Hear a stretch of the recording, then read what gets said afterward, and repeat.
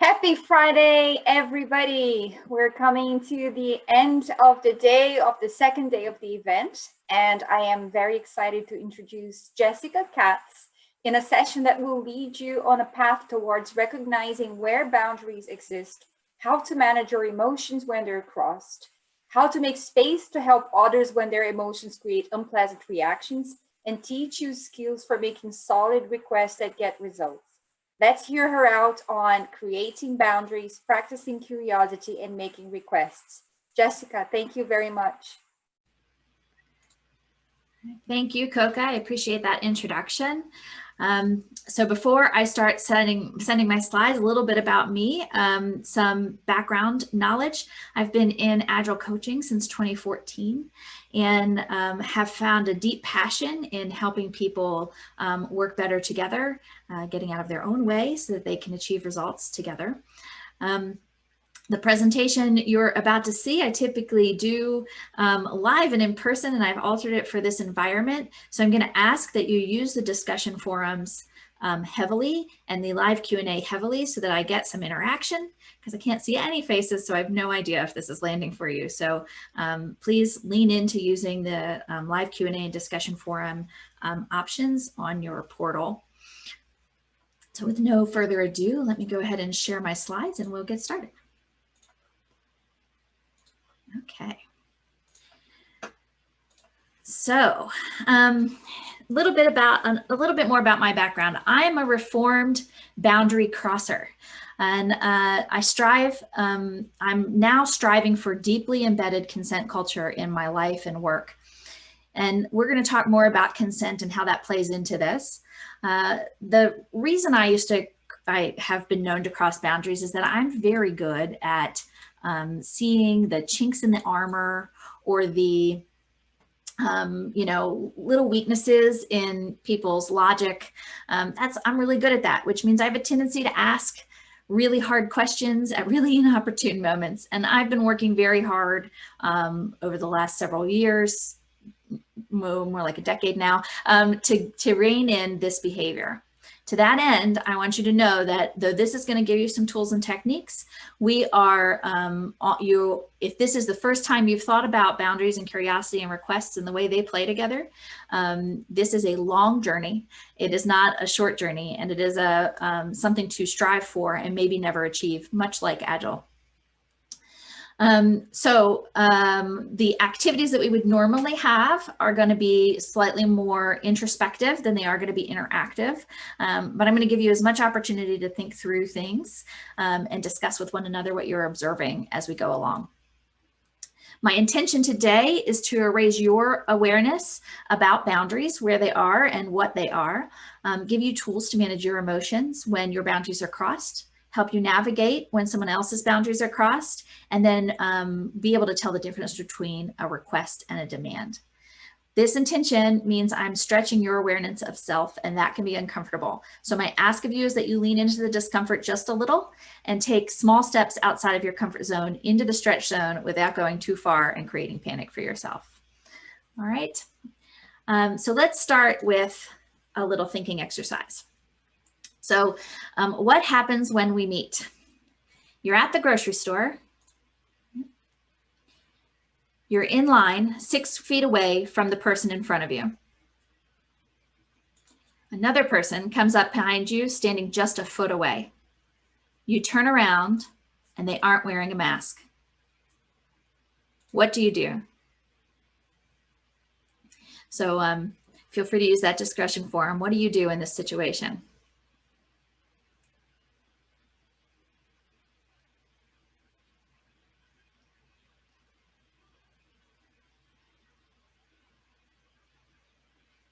Give everyone a moment to type in their thoughts.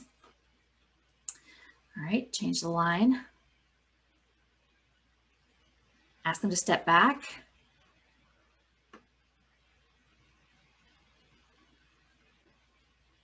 I'm British, so tut loudly and look annoyed. I love it. Cough. Chase them away with a little bit of sickness fear. I'm Canadian, so I don't say anything. That's great, John. Ask them to politely make room. So there's a number of different techniques that are being utilized here. what you're experiencing in that moment is a conflict. And I see some of you are going to avoidance, and some of you are going to competition directly. And some of you are being a little passive aggressive, and that's okay. Those are all strategies to navigate boundary. But what we want to do, is try and create a situation that makes it easier to communicate to people when we have a boundary and request from them that they respect it. So that's what we're going to aim at today. I want you to hold the idea in your mind, because this is a physical boundary, and we're going to be talking also about emotional, mental interaction boundaries, but we're going to land in this one frequently when we talk about it. So let's talk first about what is a boundary. So there are two parts to boundaries. The first part is my consent. My consent is what I own. Whether or not I give somebody else permission to do things that cross into my boundaries is where I own consent. Your agency is the actions you take that you can take without crossing anybody else's boundaries. So my decision to get up in the morning and brush my teeth, totally within my agency, doesn't engage in any kind of necessary negotiation of a boundary. So what we're talking about here is this middle line. Between consent and agency is the boundary. So once again, my consent, my thoughts, my feelings, my body, my time, my actions. I get to decide what to do with those. Agency is yours. That's your thoughts, your feelings, your body, your time, your actions. You get to decide what to do with those. And we could reverse it. You also have consent and I also have agency. And where those two meet is where we experience boundary. So I have the right to choose to wear a mask or not wear a mask.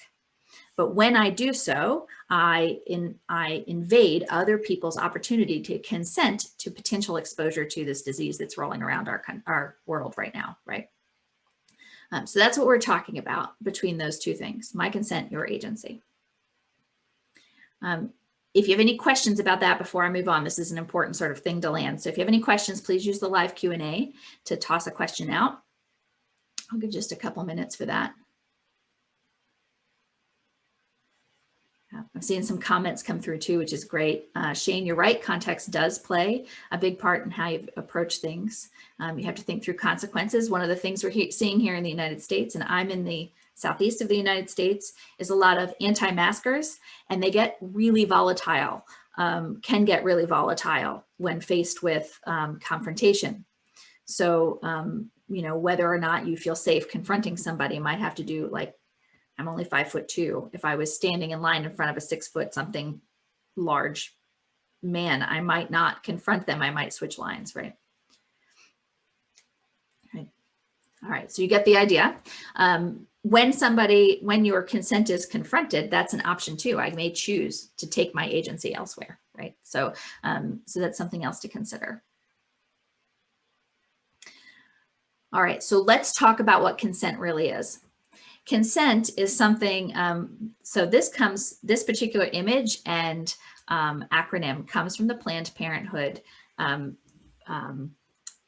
health organization here in the United States. And I've adapted it for our working world. It's completely relevant. Consent in the context of Planned Parenthood is the same as consent in the context of masks, is the same as consent in the concept of what work will we be doing today, right? So consent lives everywhere and has the same definition. So I'm going to talk through each one of these. If consent is freely given, it means it is without pressure, force, manipulation, threat, coercion, or while impaired. So to give our consent freely, we must feel like we are not being coerced. If you happen to work in an organization where you have a fear of retribution, coercion is at play in your organization. That means consent is hard to actually achieve in that organization. For example, if I speak out, I might not get a promotion or a raise or a good mark on my performance review, or I might get fired. Those kinds of concerns are coercive in nature. And they can be reinforced by behaviors of the organization. And I recognize that sometimes that's a matter of perspective. We're going to get to that in a little bit, but that's those kinds of things. If those are true in your organization, freely giving consent is hard to achieve. The next thing that must be true for consent to be present is that it must be reversible. So if I've given consent, I have the option to say, no, never mind, right? That has to be true at any moment, whether or not I've consented in the past, whether or not I actually gave consent, I have the option to reverse my consent.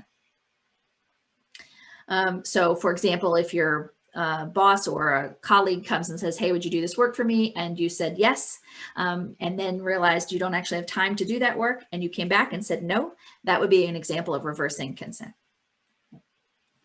It has to be informed. Consent can only be given if the person has all relevant information.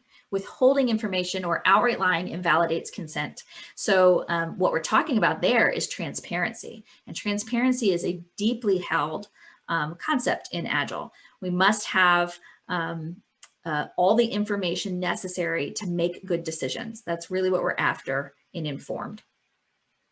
It also must be enthusiastic. It has to be excitement and really interested. It has to be a, oh yes, not a guess, right? We want a really yes answer when we come into consent. Now, I recognize that in the business place, we don't often get that excited about the work we're doing, and that's okay. You have to at least feel committed to the work you're doing in a with firm and confident agreement. We're not looking necessarily for, woohoo, I can't wait to work today, but we are looking for, this is the commitment I made, and I am firm and confident that I want to do this work that I've committed to. The next thing that has to be true is that any request has to be very specific. Thank you, Chiara. It has to be really specific. So each new request is a new opportunity for consent. So all parties should be clear on what is specifically being consented to and how everyone's needs are being met. So if you have a team member and they come to you and they said to you, hey, I really felt bullied in that last meeting by the way you communicated this information. In the future, would you do X, Y, and Z? Then you have an opportunity to consent to that. It's immediately actionable and it's very specific. So we're going to get into how to make those requests so that consent can be specific. All right. Please feel free to use the live Q&A. Any questions about this acronym?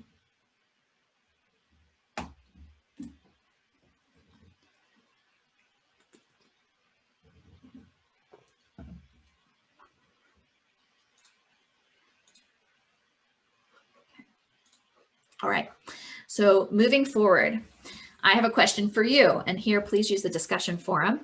What is the risk of keeping our boundaries implicit, of not communicating those boundaries to the people around us?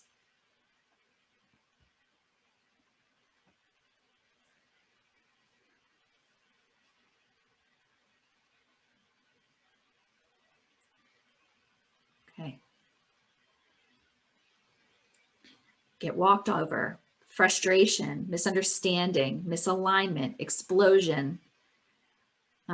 Without knowing where the boundaries are, people will violate them. Conflict, burnout.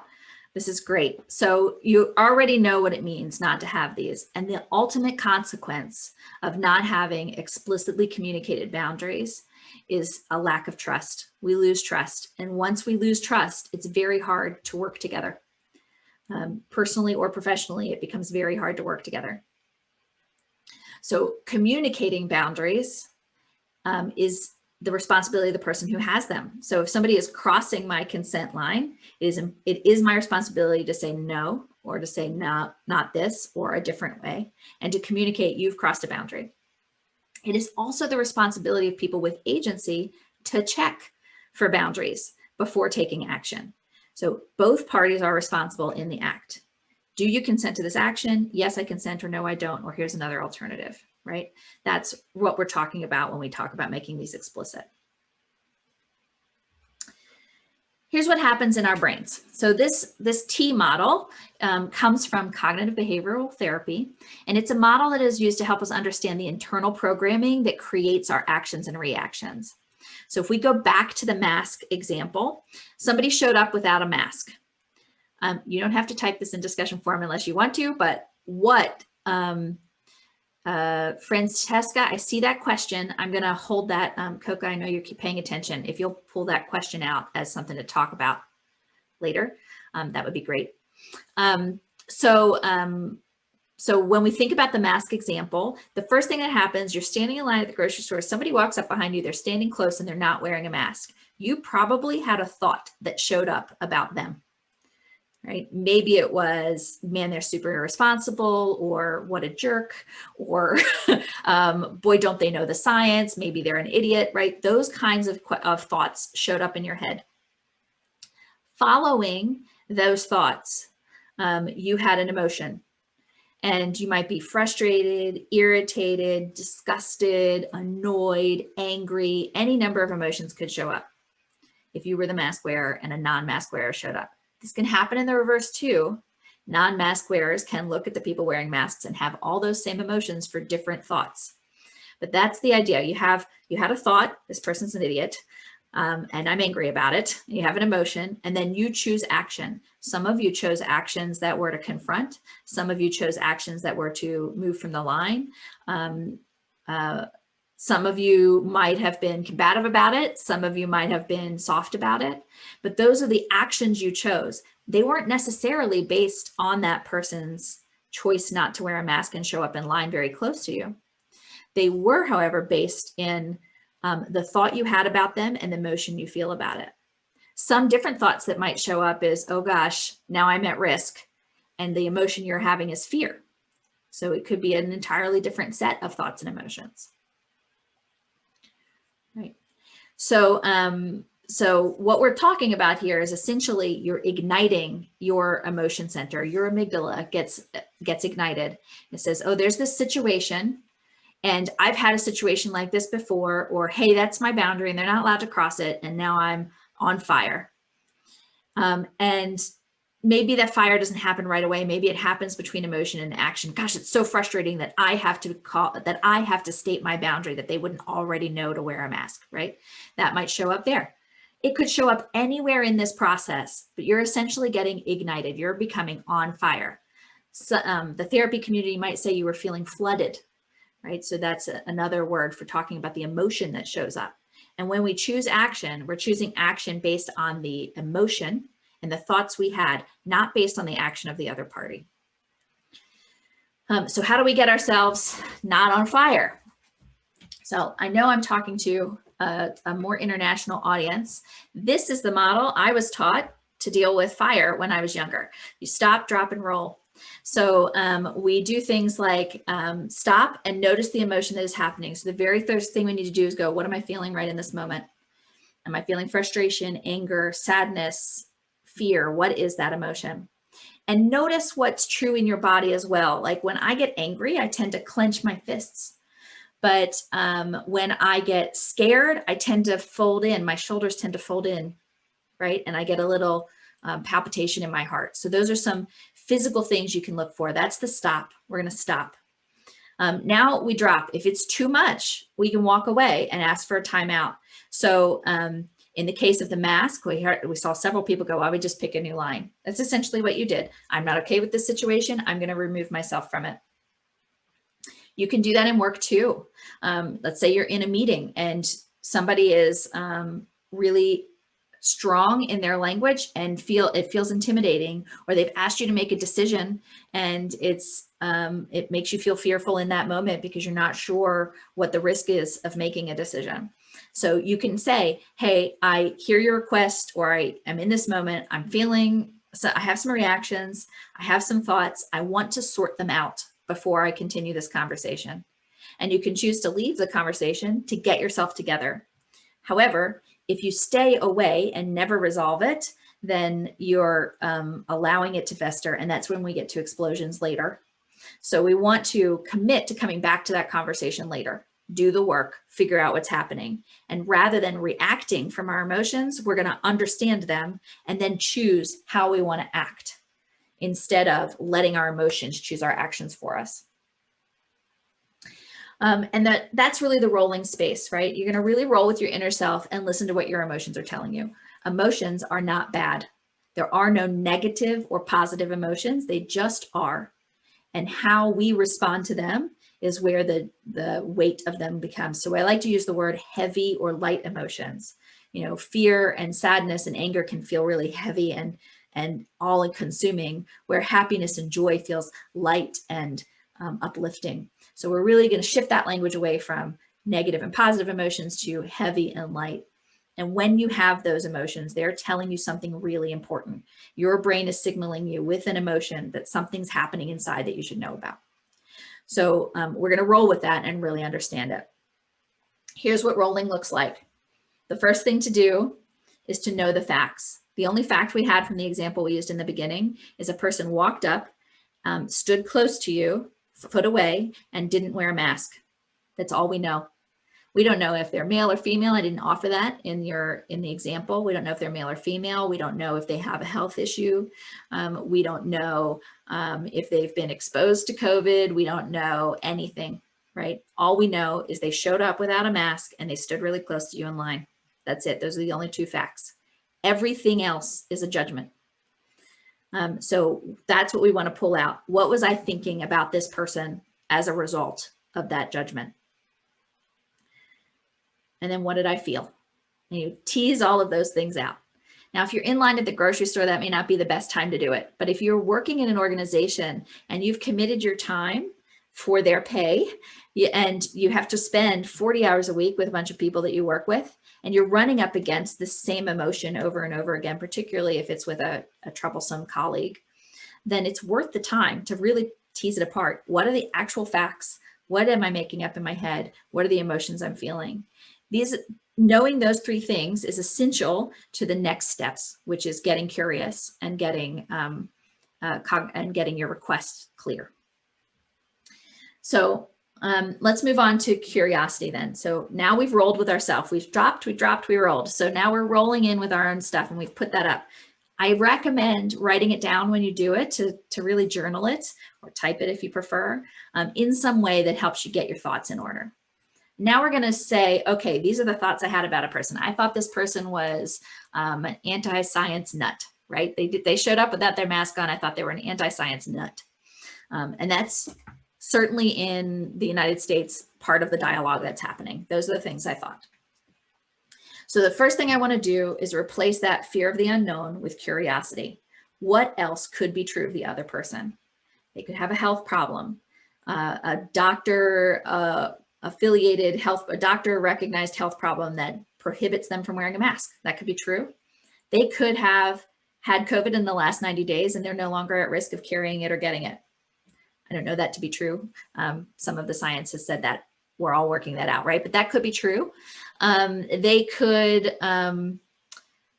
believe in herd immunity and want to propagate herd immunity. And so they're trying to actually get the disease out there more. So they have all these different reasons.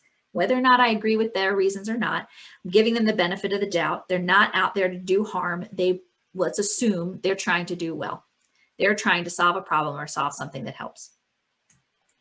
So, so in the case of an office setting, maybe you've got a boss who's expecting you to do work and you've said yes, and there's no way you're going to meet this deadline. And you realize you're not going to meet this deadline, and you come back to them and you say, I'm not going to meet the deadline, and they lose their mind. They yell at you about it, or they get frustrated, or whatever is happening there. And that reaction happens in them. And now it's ignited fear in you. What else could be true of them? They could be under a lot of pressure from their superiors. They could have just reported to their management that everything was on schedule. They could be panicked about their own bonuses, right? They could have been trying to help you get recognized in the organization, and now they can't do that and they're frustrated for that. There's any number of reasons they could have reacted the way they did. So what we want to do is to get to curiosity.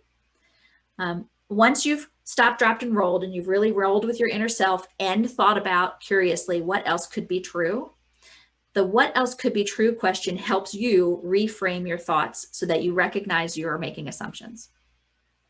The next step is to go ask, right? The more powerful the question, the more open-ended answer you'll get. So, what was happening that caused that reaction for you? How are we doing today?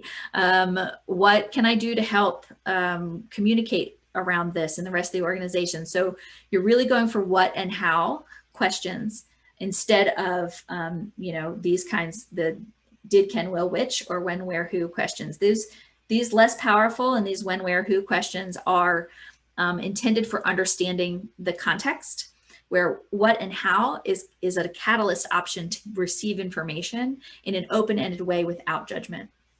So we're aiming at that. You'll notice there's a question word missing on this list. There's no why listed here. So the why question creates defensiveness. We want to avoid defensiveness if we can. Right. Think about it. Last time somebody said, why did you do that? Your first reaction is probably to defend the reason you made that choice. But if you ask what motivated that choice, now somebody is trying to understand. How did you come to that decision? What else is going on that made you go there, right? Now it's curiosity instead of attack. And we want to avoid people feeling attacked. So ask, but ask in a way that leaves room for them to share their perspective without your judgment. And then the next step is to make requests. So let's say you had that boss and they blew their top, right? So you went in and you said, I'm going to miss my deadline, and they lost their mind. And you said, okay, I see this is really upsetting you. I'm having a reaction to this as well. I want to continue this conversation. Let's sync back up tomorrow morning. And so you step away and you come back the next morning and you get curious what was happening for you. And maybe they'd just gotten news that their grandparents had caught COVID, right? Or maybe they were getting a lot of pressure from their boss. Whatever the reason, you get some understanding. Oh, wow, I really understand that now. Here's my request in the future. Instead of yelling at me, would you be willing to take a deep breath and give me that context so we can have a full conversation and I can help solve your problems with mine? Right. Now, here's the trick with requests. Requests have to have 3 things to be a real request. The first thing is it has to be clear, positive, concrete action. It has to be something they do, not something they stop doing. It has to be specific enough to be doable right away. So something they, like the very next time they're stressed out, this is something they could do.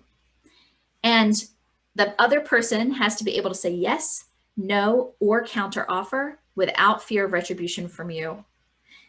If they cannot do that, yes, no, or counter offer, then it is a demand. So if you're listening to this talk and you are a boss, if your employee can't say yes, no, or counter offer, then you are demanding things of your employee, not requesting them. Particularly true if you're in a position of power. So I saw a question show up in the discussion forum. Has anyone ever tried this technique? And I would like to share my own story. I have tried this technique before. This technique specifically comes from the model nonviolent communication. So it's not my own. And I recommend that book, Nonviolent Communication by Marshall Rosenberg, if you haven't seen it before or read it before. But I have tried this before. I got passed over for a promotion and one of my peers got promoted into the position I had gone for. And I didn't actually think she was the best qualified for that job. Of course, I thought I was the best qualified for that job. And so our first start out with her as my boss was rocky at best. And I said to her, you know, I'm having a lot of emotions around this change. I'm not content with the choices. I think you're a fine, and at the time we were in project management, I think you're a fine project manager. And, you know, I also wanted that role. So this is really hard for me. I said, what I'd like to talk about, and she was the kind of person that needed time to think about things before she had a response. So I said, what I'd like to do is in our next one-on-one, I'd like to discuss what you and I both need to feel supported by each other. Would that be okay? And she said, yeah, that would be great. And we came together in our next one-on-one, and I requested that she assume the best of the work I'm doing and ask me what and how questions instead of why, and that I would do my level best to inform her of anything I thought would be critical for her. And if something was missing, to let to let me know, and I just add it to the list of things that she needed to be informed about. She thought that was great. And then she made a request that I speak the thoughts in my mind. Apparently my face speaks for itself a lot. And she said, sometimes I can't tell how things land for you. I said, okay, I'll speak my mind transparently. My request in return is that you ask me if my face is doing something and I can't tell, that you check in with me and ask, because I'm happy to share what's going on in my mind if it's a moment that you need it. And so that was a way we created a working agreement that had boundaries and clear, concrete requests in it. Okay. Now, this is a practice. This isn't something that is perfect the first time you do it, and it feels hecka awkward the first time you do it. So, practice in places where you feel safe. If you're in an environment that isn't safe for this kind of communication, then you need to make decisions about how you do this. And sometimes the best choice for you is to switch lines instead of to stay in line and constantly have your boundaries battered. But sometimes you can find small places to test it in your work environment. In your personal life, you should be able to find large opportunities. Hopefully you're living with people that have respect and trust with you. So this is my recommendation. We're not going to do this pairing exercise, but this is my recommendation. Think of a situation you've had in the past, write down your facts, figure out your T, and then what would you request if you had to do this all over again? All right. So I'm going to leave this slide up for a couple of minutes. If you have any other questions or want to discuss this further, I recommend you connect with me on LinkedIn and just pop me a little message there for further discussion. And I also have some opportunities to schedule with me if you wanted a personal one-on-one. So that's an option. In the meantime, I want to attend to any Q&A. So if anybody has some Q&A they'd like to put into the live Q&A, we can do that. I see the question from Francesca, so I'm going to go ahead and answer that. So what if you communicate boundaries to a boss and they are not welcomed? So if they're not welcomed, test it on something that's low risk. So the low risk would be something like, when you request work of me, would you tell me this other details that I need, right? Here's some other details that were missing from the last time you requested work from me. Would you add that to the next time you request work from me? That would be sort of a low risk one, as opposed to, hey boss, you're pissing me off, right? That's a different kind. So test it with low risk things. Some things I've done in risky relationships, professional relationships, I've created a working agreement around this. I've basically showed them this model and said, hey, I'm going to use this model in our conversation. If it doesn't work for you, or you need something further, or we need to discuss how this plays out, I'm happy to do that, but I'm going to try this technique. One thing you can do when you're entering into a more risky conversation is say something like, I'm really nervous about this conversation. I want to set you up to know that I'm nervous about it and ask that you're gentle with me in your responses. Right? And that essentially sets them up to be receptive instead of them being surprised by your approach. So those are some things that can be done. But if you're in an environment where you can't speak your own boundaries, where it's not safe for you to have boundaries and communicate them to those around you, I would recommend moving lines. That's not a healthy environment, and that is abuse. So just consider that in your choices. All right, I see Don's question. Can you repeat the 3 characteristics of a valid request? Okay. Characteristic 1, they must be clear, concrete, positive action. So stuff that people can do, not stuff people should stop doing. They must be immediately actionable. So can this person do it right away? And they must, the party receiving the request must be allowed to say yes, no, or negotiate a counter offer. Some ways you can softball that is tell them, I would like to make a request. Please know that you're allowed to say yes, no, or offer something alternative. That's a perfectly fine approach. Yeah, that's very useful too, right? Because you open the space for the other to feel comfortable, to say something different than yes, which is very good. Yeah. There's one more question here, two more, actually. One from Connor. His question is, how would you deal with a boundary issue with one person while on a conference call with several people? So, so as a woman, I deal with this a lot. I get interrupted frequently, right? In I'm going to go with very white male dominated environments. I get interrupted quite a lot. And so you can do some small things like, I'm not done yet. That can be, small things like that. I'm not done yet, or I hear your point. I would like to complete mine, right? Those kinds of things are ways to deal with that kind of behavior. But if it's really striking for you, what I would recommend you do is write a note to yourself and ask to follow up with that person after the fact. If you've never set up a boundary with them before and you're in a conference meeting, they don't actually know they've crossed your boundary yet. So write it down, set up time with them after the fact, have a conversation with them, communicate your boundary, and then see what happens in the next conference call. And see if you can't start creating an environment where they're more cognizant of your boundaries. That's a very good advice, Jessica. I think as a woman too, I feel the pain, and I've also used, I'm not finished yet, or can you wait until I finish my thoughts, and then you can speak. Yeah. Okay, so the next one here is from Jefferson. I really like the presentation, thanks. How would you introduce the idea of nonviolent communication and psychological safety? I think is related to your talk. Yes, psychological safety is related.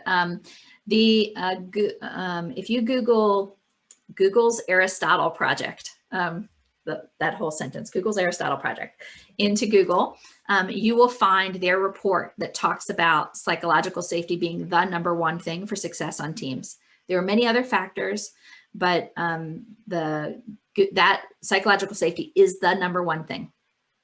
And it dives into where that data comes from, how they collected that data, how they got to it. So the first thing is to get your organizations to understand how important psychological safety is. Once you have that conversation, we recognize that psychological safety is like, it's what we would call a sliding door moment. It's something that gets built in small interactions. And so communication is usually the first place to hit. And that's when you can start diving into what communication techniques can we use here and train people on and practice to get this improved. If you're on a team and you're trying to do it just inside your team, another good tool to use is working agreements, which comes from the Agile community, and conflict norms. So working agreements are the things we just do to avoid conflict and work well together, and conflict norms are the things we do once we're in conflict to make it still be safe. So those two things are really useful. That's very good. Agreeing on what's appropriate, what's not appropriate. Okay, conscious of time, Jessica, there is one more question, and I think we have the time.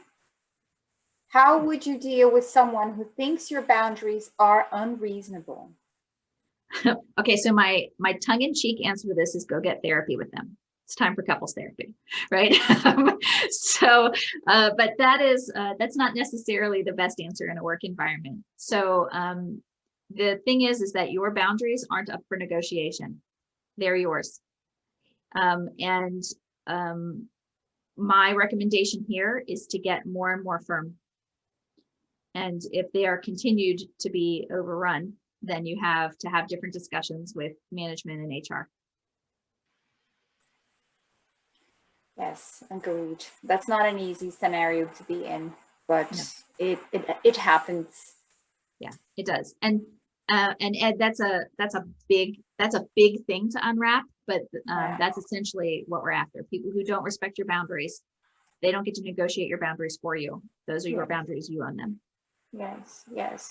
That's very good. Thank you so much, Jessica. I think this has been very helpful, not only for professional life, but also for personal life, for sure. So next time somebody is too close to us without a mask in the line of a supermarket, I think we'll give it a second thought before doing anything. We'll self-evaluate. Yeah. All right. Thank you very much, Jessica. Thanks, everybody. Have a great rest of your days. Sure. Thanks, Coca. Bye-bye.